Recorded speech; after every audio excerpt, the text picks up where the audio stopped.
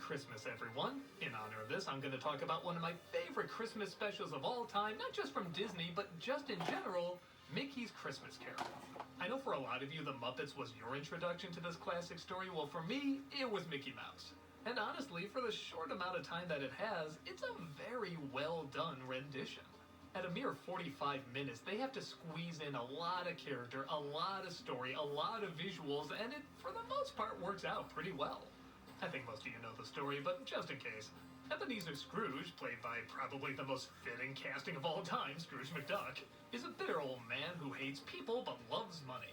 One night, everything changes, though, when his old partner, Jacob Marley, played this time by Goofy, warns him that if he doesn't change his ways, he'll be roaming the afterlife in nothing but chains. He's visited by 3 ghosts, and they show him the visions of the past, present, and future, focusing mainly on the treatment of his employee, Bob Cratchit, played by Mickey Mouse.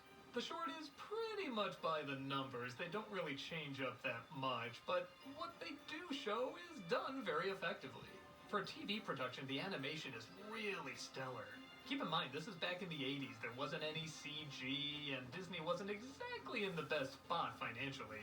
So for a TV production to have this kind of movement, this kind of music, this kind of color, it really is impressive. If I'm right, I think it's also the last time you'll hear the original voice actor of Donald Duck ever do that voice. And it's a shame, I feel like they never got a replacement that was good enough. There really was something just so unique about the way he would say things. The replacements aren't bad, but you can't beat the original. Much like the best Christmas carols, they really balance out the humor and joy with the darkness and depression that a story like this brings. When it needs to be funny, it is legit funny. It even opens up with a really funny line about the passing of Marley.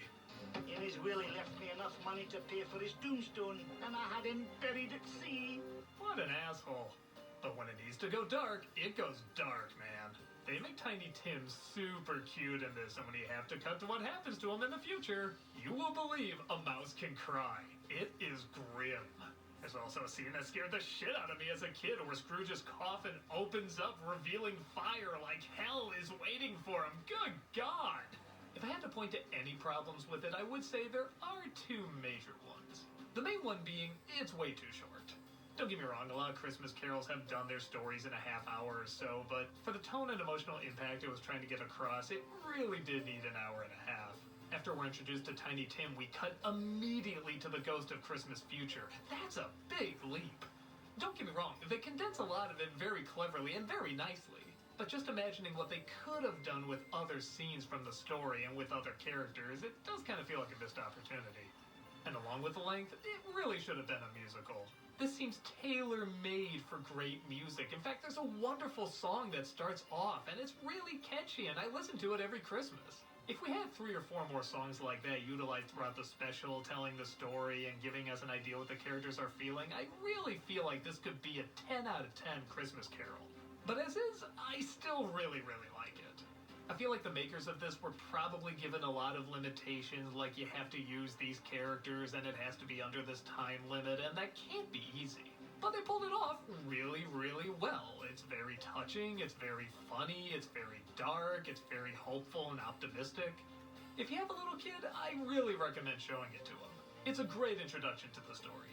Yeah, Muppets is good too, there's no problem with that, but this one's always going to hold a special place for me.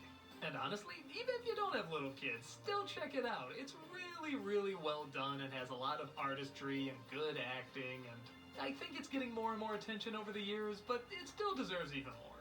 Check it out and have, oh, what a very Merry Christmas Day.